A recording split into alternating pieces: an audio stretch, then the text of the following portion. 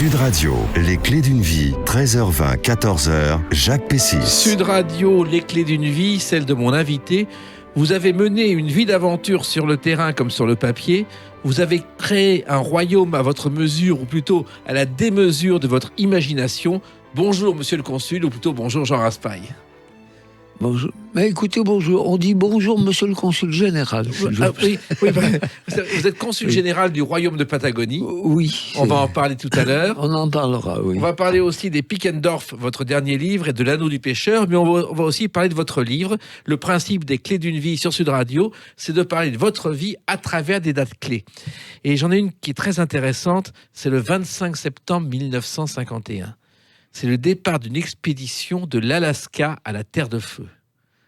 Vous êtes ce jour-là parti et c'était un grand événement. C'était mon deuxième très grand voyage.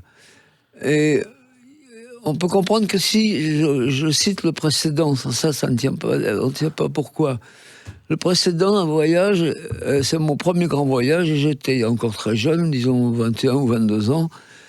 Et ayant raté quasiment toutes mes études, je ne suis pas entré à l'université, mais dans les aventures. Et le premier, c'était de Québec à la Nouvelle-Orléans, en canoë. On dit, au Canada, on dit canot. Les Indiens disent canot. Et c'était le voyage sur les traces exactes des découvreurs français du Canada, c'est-à-dire Saint-Laurent, les Grands Lacs, les Wisconsin, le Mississippi, tout ce bazar qui a été que les auditeurs n'oublient pas que ce pays était français. Tout à fait. Tout ce pays était français et tout a été découvert par des Français.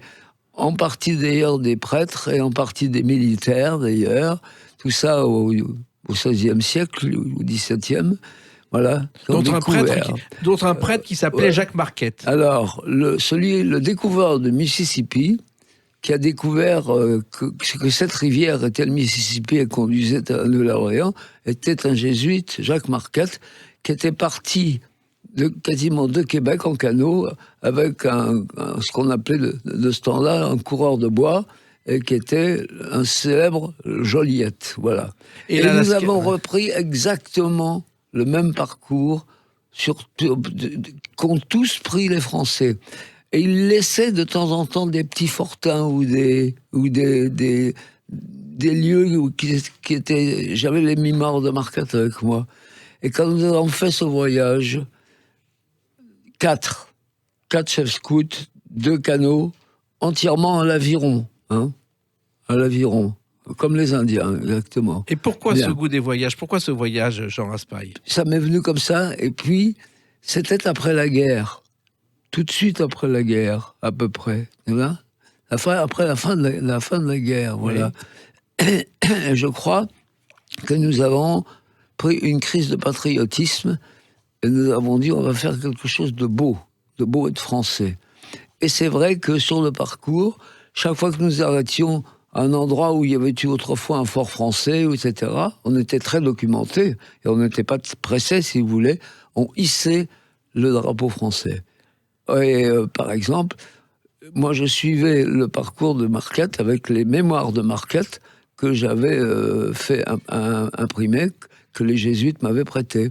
C'est passionnant. C'était à la fois un journal, un voyage sportif, dangereux, qui avait un sens, un hommage à quelqu'un et patriotique. Et l'Alaska et la Terre de Feu, deuxième Alors voyage. C'est après. Quand nous sommes arrivés à la Nouvelle-Orléans, par le Mississippi, pas tout de suite, comme ça, on a été reçus d'une façon extraordinaire. C'est un voyage qui a eu énormément de retentissement en Amérique, en France aussi d'ailleurs. Mon second, qui était dans mon canot, Philippe Montrieux, et moi, on s'est dit, c'est bien gentil, mais qu'est-ce qu'on va faire après? Et on a bavardé tout en avironnant, tout en avançant, et on s'est dit, tiens, Terre de Feu, Alaska en automobile. Voilà.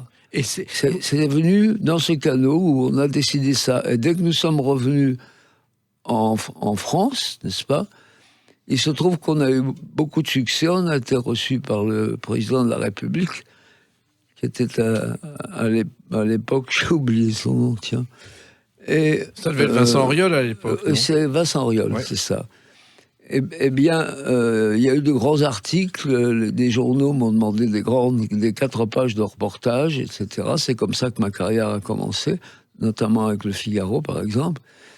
Et puis, on a écrit un livre à toute allure, et tout ça a eu du succès, et ça nous a donné quelques subsides pour immédiatement reprendre le voyage suivant. Alors qu'à l'école, j'étais déjà marié et père de famille à ce moment-là. Voilà. Et vous sortiez des études. Les études, ça ne vous a pas tellement marqué, sauf un professeur, je crois, qui vous a marqué, qui est l'écrivain Marcel Jouhandeau. Marcel Jouhandeau. Ah bah oui. Ça, c'est même le seul. Oui, j'étais à Saint-Jean-de-Passy. Moi, j'ai été élevé dans des collèges religieux et à l'école des Roches, là. Voilà. Et Marcel Jouhandeau. Jouhandeau était prof de français à Saint-Jean-de-Passy, qui est encore un grand collège maintenant, d'ailleurs. Et il est là pendant 2 ans, parce que j'ai doublé une 6e, et naturellement. Et il nous donnait un amour de la langue française, une connaissance, puisqu'il, lui, il l'aimait tellement qu'on ne peut pas imaginer ça. J'ai toujours salué Jacques Jouhandeau à cause de ça. Je lui dois la langue que j'emploie. Et j'estime, et je le dis sans vanité, je parle, j'écris, je parle un mauvais français, comme tous les Français maintenant, mais j'écris un très bon français. Grâce à Jouhandeau, qui a été à l'époque un écrivain contesté, parce qu'il était homosexuel, pour une raison. Maintenant, il passerait inaperçu totalement. Écoutez, on n'en savait rien du tout. Alors, c'est un sujet dont personne ne parlait de ce temps-là. Hein. Oui, on était tranquilles. Oui. Et vos études, vous n'aviez pas envie de faire un parcours classique comme votre père, qui était, je crois, directeur général. C'est pas que j'étais pas envie, c'est que j'étais incapable. J'étais un mauvais. J'avais horreur des études. J'étais fugueur. Je foutais le camp. Et c'est comme ça. J'ai quand même eu mon premier bac. Oui. Et le second, j'en avais tellement assez. J'ai été reçu. Il a fallu que je redouble.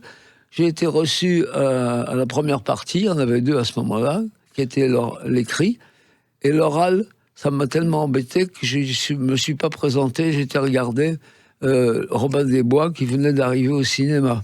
Voilà. C'était après la guerre. Voilà. Je me suis fait, croyez-moi, un peu engueuler par mon père. Oui. Ce qui fait que je n'ai pas fait d'études universitaires. Je ne m'en plains pas, mais je ne dis pas que c'est intelligent. Parce que les études universitaires vous donnent, c'est la seule chose d'utile qu'elles vous donnent, je crois, c'est la façon de faire marcher sa cervelle. Et vous l'avez fait autrement. On en parle dans quelques instants à travers une autre date, le 2 mai 1981. A tout de suite sur Sud Radio avec Jean Raspail. Sud Radio, les clés d'une vie, 13h20, 14h, Jacques Pessis. Sud Radio, les clés d'une vie, celle de l'écrivain Jean Raspail. Les Pickendorf vient de sortir chez Albin Michel, on va en parler. Mais surtout, j'ai une autre date très importante pour vous, Jean Raspail. C'est le 2 mai 1981. Paraît un livre qui s'appelle « Moi, Antoine de Tounins, roi de Patagonie ». Et c'est un livre qui a beaucoup de succès et qui surprend à l'époque tout le monde. À l'époque, en plus, il a le grand prix du roman de l'Académie française. Exactement. Je m'y attendais absolument pas, je dois dire. Bon, je veux bien vous parler un peu de ça, mais il ne faut pas que je me laisse entrer là-dedans, sans ça on y est encore dans 3 jours. Au cours du raid de Terre de Feu Alaska, nous sommes passés par Buenos Aires, nous avons été reçus par l'ambassadeur, et on a tout fait, on a été jusqu'à tout en bas de la Terre de Feu en voiture. C'était déjà un gros exploit, et on a remonté jusqu'en Alaska quand même, c'était pas mal. Surtout à une époque où il y avait très peu de grandes routes, et des pistes assez mauvaises. Bon.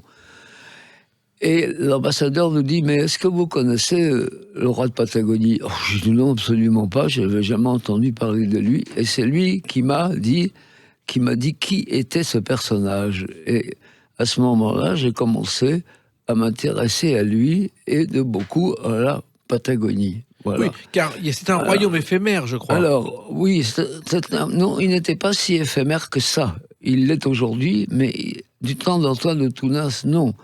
Antoine de Tounins, pour aller vite, était un fils de paysan périgourdin. Son père était un riche paysan, et lui, il était plus ou moins avoué, c'est-à-dire un genre d'avocat. Voilà. Et il était complètement mégalo, il avait des défauts, mais il avait une imagination qui travaillait tout le temps, n'importe comment, et il s'est dit, il faut que je sois roi. Et il a pris, c'est lui qui le raconte dans sa mémoire, hein. Il a étudié tous les pays, tous les continents étrangers, et il s'est aperçu qu'en Patagonie, il y avait un certain nombre de tribus qui étaient sous l'égide des Argentins ou des Chiliens, et il a dit, je vais aller les aider, je serai leur roi. Il avait 2-3 copains qui avaient dit qu'il partait de son âge, il avait, disons, trentaine d'années, et qui étaient décidés à partir avec lui, mais qui, le sachant complètement un peu déréglé, un peu, comment on appelle ça, mythomane, Oui. c'est ça, l'ont laissé tomber, et il est parti tout seul, avec son uniforme d'amiral Patagon qu'il avait fait faire à Paris, une monnaie qu'il avait fait chez Hermès, Oui. et en plus une constitution déjà imprimée, qui était tout simplement la constitution de Louis-Philippe. Bon, Et donc, vous avez fait un livre à partir de ça. il est parti, Oui. et chose étrange, il a pu se faire reconnaître par un certain nombre de tribus, parce que c'était un hableur, il disait des tas de choses étonnantes. Ça. Il a dit qu'il était cousin de Napoléon III, et que Napoléon III les aidait. Et il a été vraiment proclamé roi par 4 tribus. Il a été roi d'Araucanie. C'est à Patagonie aussi. Après quoi, il a annexé la partie chilienne, la partie argentine, pardon, de l'Araucanie, qui s'appelle la Patagonie. Voilà. Et donc, Et il est resté roi 6 semaines.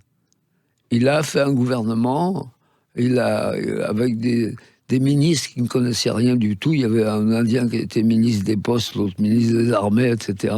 Tout ça était dans sa tête, mais pas dans la vérité. Mais il a été roi pendant 6 semaines, véritable roi, jusqu'au moment où il a été trahi et vendu par la tribu des Mapuches, qui est une des tribus argentines qui l'avait consacré comme roi, et qui les a vendus à l'armée chilienne.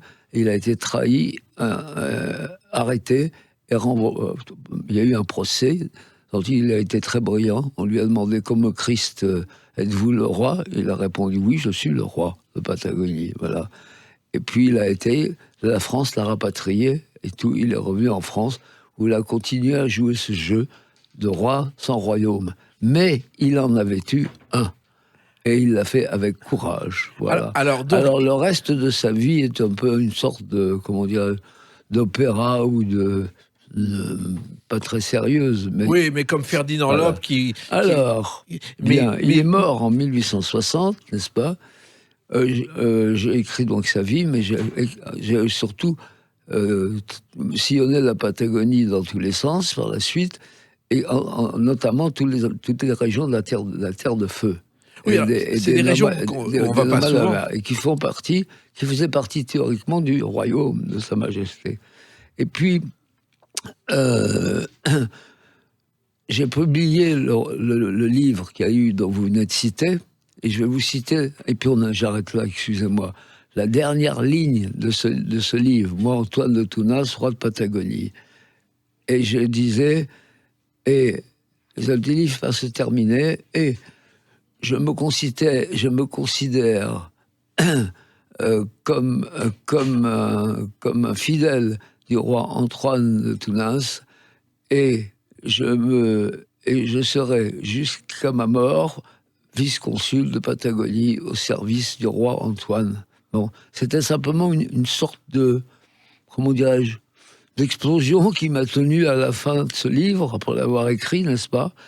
Mais c'est vrai que ce mot a dit, oui, fait que le consul général de Patagonie, titre que je m'étais opté, est devenu une sorte de, comment dirais-je, D'image de marque. Oui, le royaume s'est reconstitué immédiatement, et subitement, sans aucun appel, sans rien du tout. C'est-à-dire qu'autour de vous, il y a des gens Oui, qui sont des membres du Conseil général de Patagonie. Il n'y a pas de Conseil général de Patagonie. Il n'y a pas de gouvernement. Il n'y a pas de cotisation. Il n'y a pas de règlement. C'est un pays où tout, comme disait un journaliste récemment, tous les sujets patagons pensent exactement la même chose, mais ils ne se rencontrent jamais. Oui, donc c'est un royaume qui n'est pas éphémère, mais qui est parallèle, mais qui a actuellement des milliers et des milliers de gens. Je sais que nous avons plus de 700 vice-consuls en France et à travers le monde. oui, qui ont joué le jeu complètement. Complètement. Ouais. C'est un jeu, vous avez raison. Mais comme tous les jeux que jouent les enfants, eh bien, on ne peut jouer que si l'on joue sérieusement. Tout à fait. Bon, je peux citer très en vitesse, c'est signaler qu'il y a 4 généraux français, que je ne citerai pas, qui sont sujets patagons depuis longtemps, qu'il y a un évêque, que je ne citerai pas, de nombreux prêtres, un nombre incalculable de juristes, etc. Qui sont des PDG du CAC 40, etc. Et pourquoi ? C'est la question que je posais à un académicien. Pardonnez-moi, j'ai des trous de temps en temps. Qui écrivait dans le Figaro, très connu. Et il me dit, écoutez, Omar Aspa, comment on fait pour devenir Patagon ? C'est un académicien ultra connu. C'est lui qui écrivait dans le Figaro tous les jours une petite notice. Et je lui dis, écoutez, mais ça ne nous apportera rien. Pourquoi faire ? Ça ne sert à rien. Pour vous, vous êtes au sommet de tout. Et il m'a répondu cette phrase qui a fait le tour de la Patagonie. Il a dit, pourquoi ? M'a-t-il dit très sérieusement, c'est parce qu'il y a plus de Patagons qu'on ne croit. Et il y en a un qui aurait pu être membre de votre consul de Patagonie, c'est Saint-Ex, qui disait « La Patagonie possède un supplément d'âme », Saint-Exupéry. Il avait découvert la Patagonie, et pour lui, c'était quelque chose d'important. Oui. Et aujourd'hui, dans la situation actuelle de notre monde, on a de plus en plus besoin des Patagons, Jean Raspail. Mais la Patagonie, le royaume de Patagonie, c'est une sorte de rêve, n'est-ce pas ? Mais de rêve véritable. C'est très... On ne peut pas l'expliquer. Je ne peux pas expliquer pourquoi elle a un tel succès actuellement. C'est devient quasiment mondial. Alors, il y a aussi un autre livre qui a fait... Encore une fois, je vous dis que ce n'est pas une affaire financière, rien du tout. On est d'accord. Il n'y a pas un sou dans n'importe quelle caisse, hein. Alors ça, je sais. Alors, il y a un autre livre qui a beaucoup fait parler en son temps et qui vous a valu pas mal d'ennuis pendant 30 ans et qui aujourd'hui est d'actualité, c'est Le Camp des Saints. Car tout ce qui se passe dans l'actualité sur les migrants, Jean Raspail, vous l'avez écrit dans ce livre, voici pas mal d'années. Oui, Le Camp des Saints. Bon, en effet, il m'a valu beaucoup d'avanie, c'est vrai. La gauche ne m'a pas... surtout la gauche, je veux dire, ne m'a pas laissé tranquille, mais tout le monde me fiche la paix maintenant, y compris la gauche. Quand un académicien de gauche, ma mémoire est très mauvaise en ce moment, très très connu, naturellement, très connu, a écrit dans Le Monde il y a peu de temps, un an avant sa mort, il y a 1 an et demi, et a écrit: il faut laisser tranquille Jean Raspail, car il a eu raison. Oui, car dans ce livre, vous imaginez 1 million de boat people qui débarquent chez nous. Oui. Et ce qu'on ne pouvait pas imaginer... En bateau, avec des bateaux qui viennent s'échouer sur les rochers et sur le sable.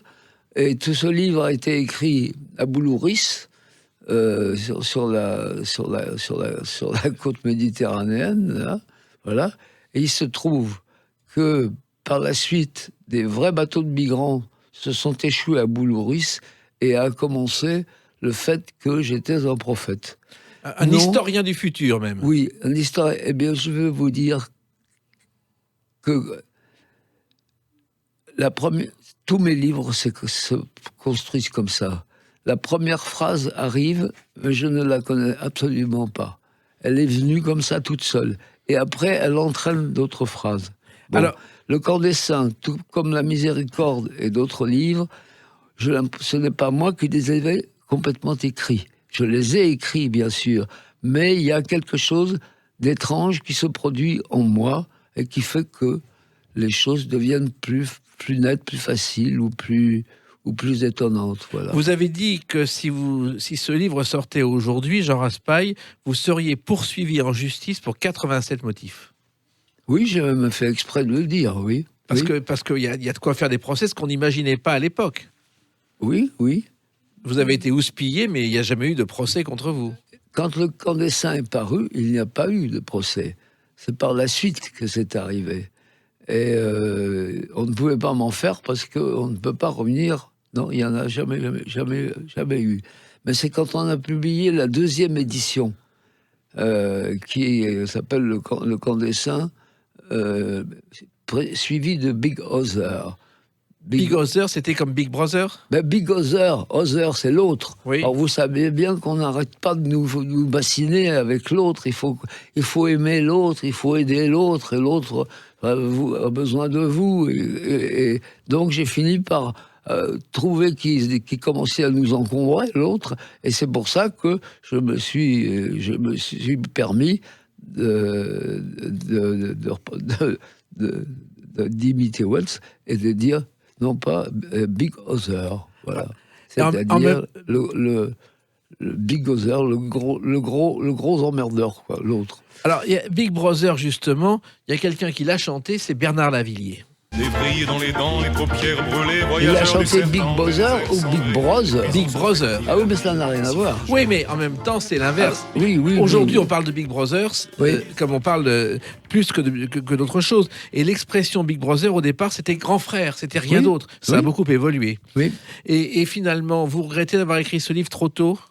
Pardon? Vous regrettez d'avoir écrit ce livre un peu trop tôt, Non, Le pas Camp du des tout. Saints? Je trouve au contraire qu'il était temps. Il était temps. Oui. Et aujourd'hui, il pourrait encore être d'actualité si un éditeur le ressortait.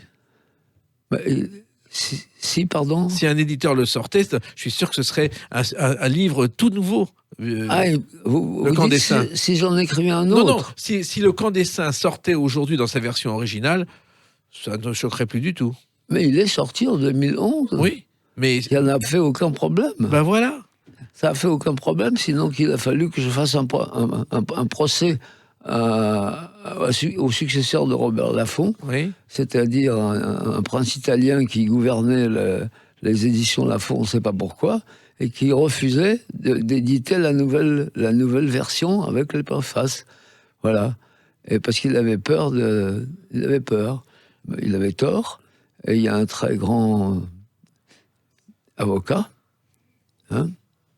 ultra connu, je vais lui laisser tranquille là, ultra connu, qui a pris l'affaire en main et qui a démontré à cet Italien qui dirigeait Laffont que s'il refusait, il allait à la catastrophe. Il s'est replié et le livre a été publié. C'est pour ça que j'avais mis en exprès, si vous voulez me condamner, vous trouverez les motifs dans toutes les pages. C'était un peu pour une, comment dirais-je, c'est une bravade. Oui, c'est bien. Vous aimez les bravades, Jean Oui, Raspail? beaucoup. Oui. Beaucoup. La réédition du Camp des Saints est une bravade. Mais qu'est-ce que vous voulez? Dans le monde dans lequel on vit, dans ce pays surtout, il y a tant de choses qui sont difficilement admissibles. Je ne fais pas de politique. Et il faut des bravades de temps en temps. Oui. Moi, je fais des bravades de temps en temps. Ici, à Sud Radio, nous parlons vrai, et on va continuer à parler vrai entre nous avec une autre date, le 7 novembre 2019. À tout de suite sur Sud Radio avec Jean Raspail. Sud Radio, les clés d'une vie, 13h20, 14h, Jacques Pessis. Sud Radio, les clés d'une vie, celle de mon invité Jean Raspail. 7 novembre 2019, sortie d'un livre, Les Pickendorf, chez Albin Michel.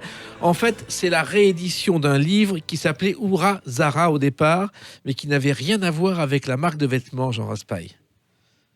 Et qui n'avait rien à voir avec? La marque de vêtements. Ah oui, non, oui, c'est ça. On ne s'était pas aperçu qu'il y avait un prêt-à-porter féminin qui s'appelait Zara. Oui. Bon, mais le livre avait déjà eu un certain succès, Puis j'ai voulu le rééditer parce qu'il y a un motif pour moi.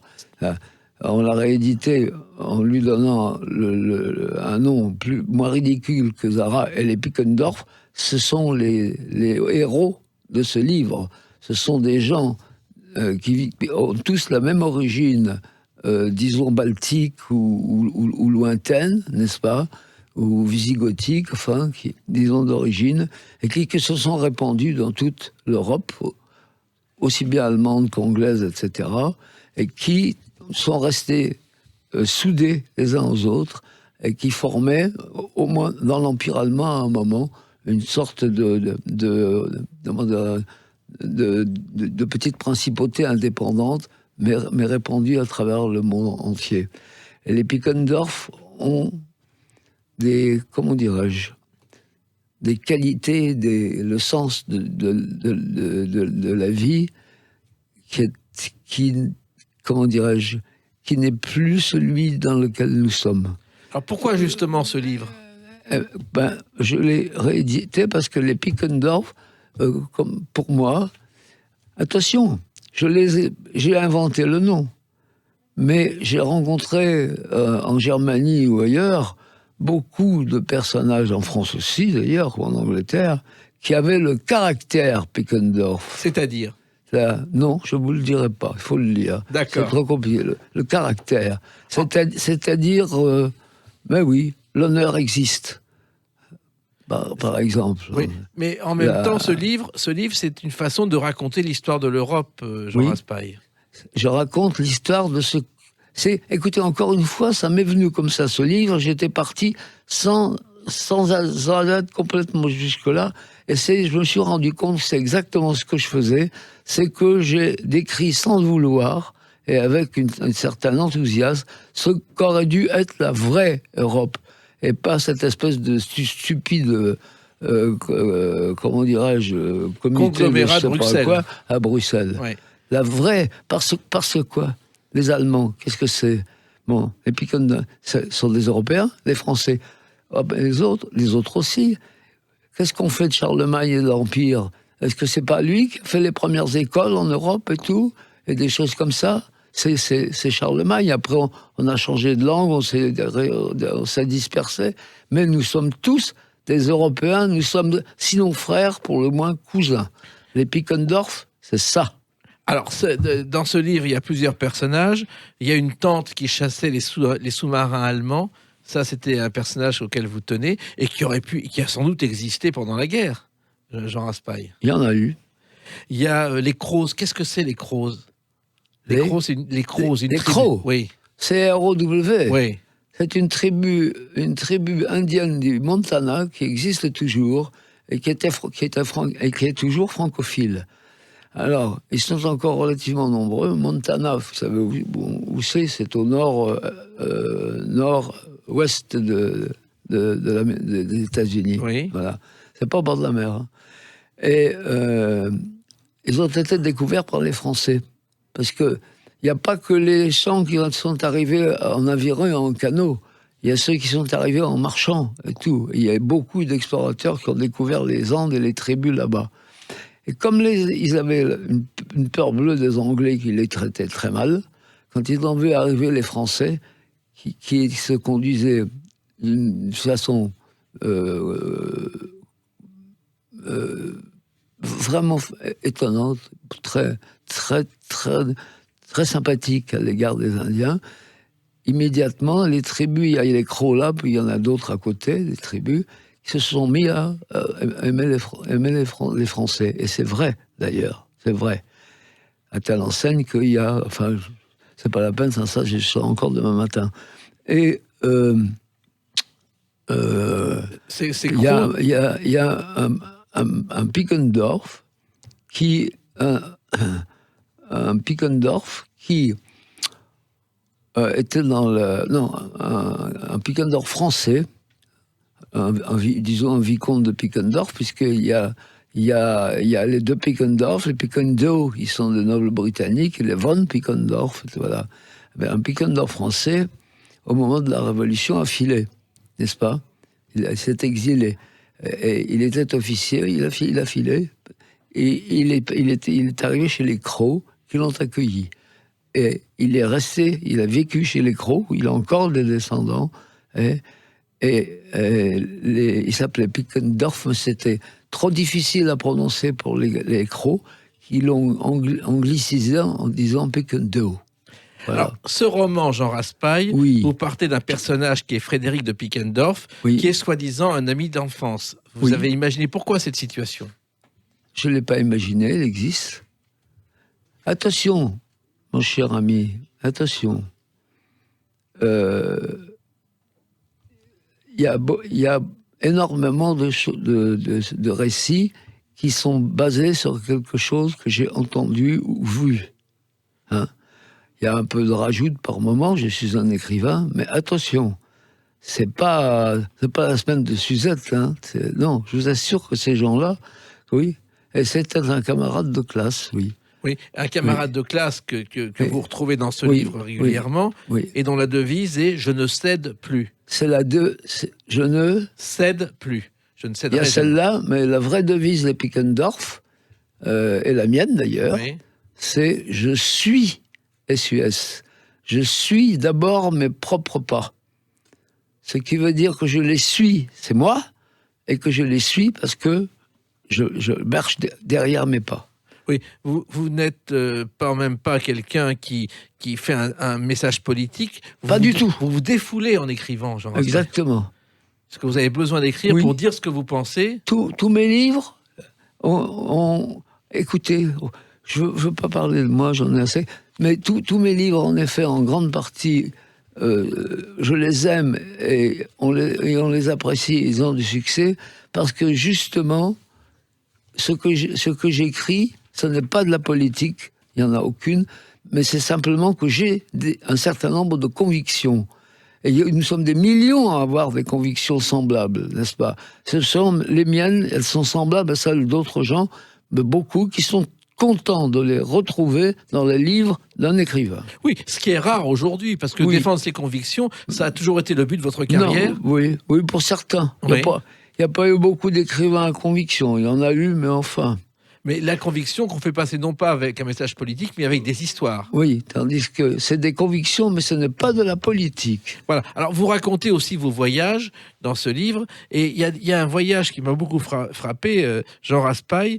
Vous avez dirigé jadis, en 1954, une expédition française sur les traces des Incas. Pour les Français, les Incas, c'est le temple du soleil. Pour vous, c'est autre chose. C'était une expédition qui était d'ailleurs, en effet, sous le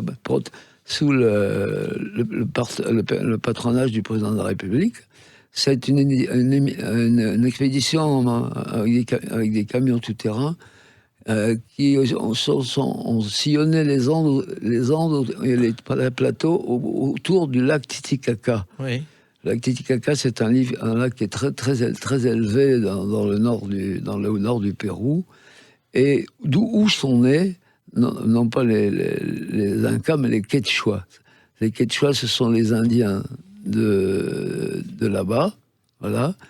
Et les Incas, c'était des Indiens également, c'est même pas une tribu, qui sont descendus là-bas et qui ont pris le gouvernement parce qu'ils étaient très, très, très intelligents.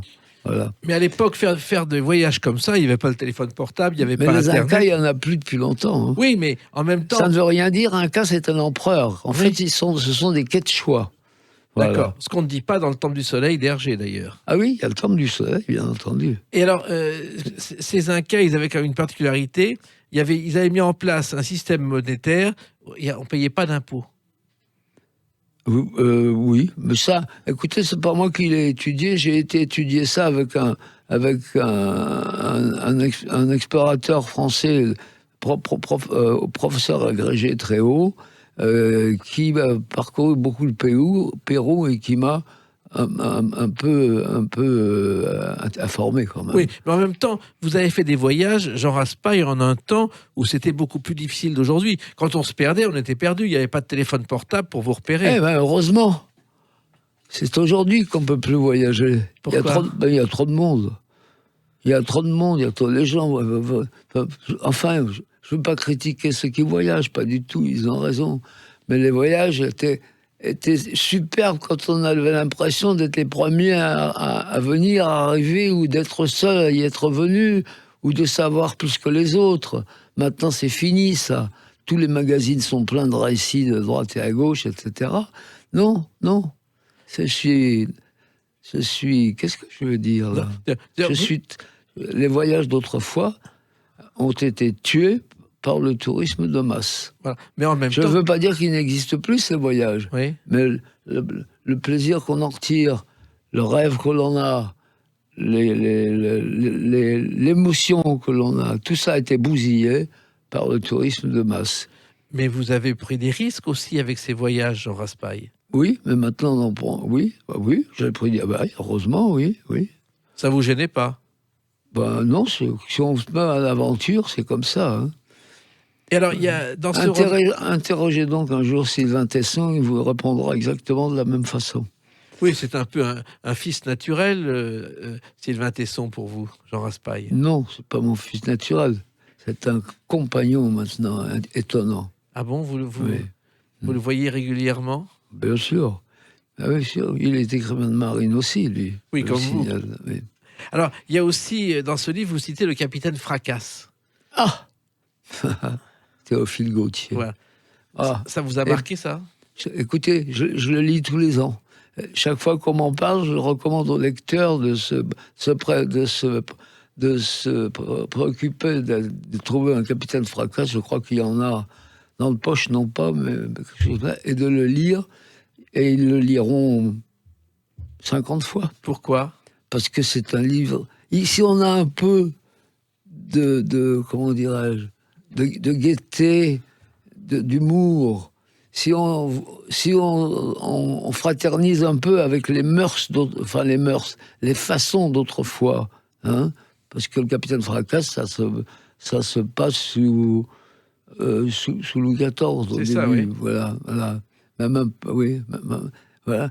Si on entre dans ce domaine et qu'on le comprend, on nage dans un bonheur extraordinaire. En plus, la langue de Théophile Gautier est magnifique. Et il y a Jean Marais qui a joué le capitaine Fracasse. On peut être baron et sans fortune, monsieur. Comme on peut être comédien de mérite et sans engagement. Rien Mais que les n'importe. 4 lignes du Il ne sera pas dit début. que je devrais Avant, laisser je dehors savais un par préparé. cœur, mais maintenant, j'oublie. Mais rien que les 4 lignes du début, ce qu'on appelle... Le prologue. non, pas le... Oui, ça porte un autre nom. L'incipit. Oui. L'incipit, le début d'un roman. L'incipit. C'est extraordinaire. Extraordinaire. On se tourne là-dedans, on se dit, oh. Et vous n'êtes pas le seul, car Jean Marais, son film a fait plus de 3 millions d'entrées quand il a refait le capitaine Fracasse au cinéma. 3 millions d'entrées dans les années 60, c'était beaucoup. Oui. Alors, il y a un autre livre qui ressort aussi, c'est L'Anneau du pêcheur, chez Albin Michel. Et là, il y a un pape Benoît qui n'a rien à voir avec le pape Benoît XVI. Pas du tout. D'ailleurs, je dirais, je confierais à mes auditeurs le fait que je ne parle jamais du pape Benoît. Je dis Monsieur Benoît. D'accord. Ça me suffit pour lui. Et L'Anneau des pêcheurs, c'est Il y un a livre... 2 papes. Voilà. Il y a 2 papes. Il y a deux papes. Mais ça se passe au moment du grand schisme. Oui. Voilà. Il y a très longtemps, en Oui, Avignon. il y a très longtemps. C'est l'arrivée à Rome du pape, qui est très mal vu par les noblesses qui veulent comment dirais-je, lui prendre de l'argent. Le pape part avec tous ses cardinaux à Avignon, qui appartenaient à la papauté d'ailleurs, et s'y installe. Voilà. Bon. Et ce livre est en avance sur son temps, comme tout ce que vous avez fait, Jean Raspail. C'est-à-dire que ce livre, aujourd'hui... Non, là, j'ai pas inventé. C'est exactement ce qui s'est passé. Mais en même temps, vous êtes le premier à avoir raconté ça. Peut-être, mais quand j'ai lu l'histoire, c'est que j'ai appris, dans cette ville dont le pape avait été l'archevêque, n'est-ce pas, qu'il y avait un autre pape qui circulait dans les sentiers et dans les endroits les plus cachés des montagnes de l'Aveyron. de ce pays. Oui, c'est ça, l'Aveyron. Voilà. Et Et c'est vrai.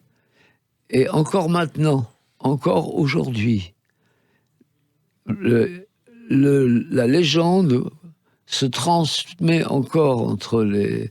Et en patois en plus, entre les gens de là-bas, sur le fait qu'on a rencontré encore un personnage qui circulait tout seul, avec un bâton, etc., et une cape, et qui devait être le fameux pape.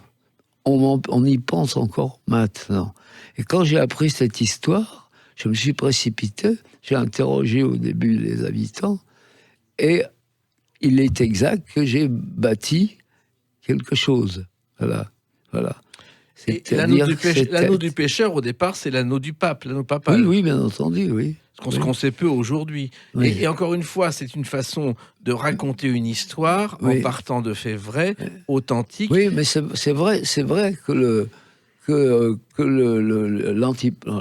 nous disait l'antipape, enfin le pape français, il s'appelle Jean Carrier, a été obligé de s'incliner à un moment sous la pression des autres pays. À ce moment-là, il a pris le maquis. C'est comme ça que ça a commencé. Voilà. Vous êtes Et ça, c'est vrai. Oui. Ça, c'est vrai. Moi, j'ai pris la suite. C'est-à-dire, il n'y avait pas de fin. On ne savait plus ce qu'ils étaient devenus, sauf... Et j'ai pris la suite. Et il a été dit au Vatican, où il a été, m'a-t-on dit, le grand succès de la procure du Vatican pendant longtemps, où on s'est dit que c'est sans doute comme ça que cela s'était passé. Parce que dans le livre, le pape schismatique, pas schismatique d'ailleurs, mais enfin, le pape le second, rejoint Rome pour mourir là-bas. Et il est accueilli par qui ? Par le vrai pape. Voilà. L'avenir du monde. Il y a des gens qui ont des larmes qui coulent, paraît-il, quand ils arrivent à la conclusion.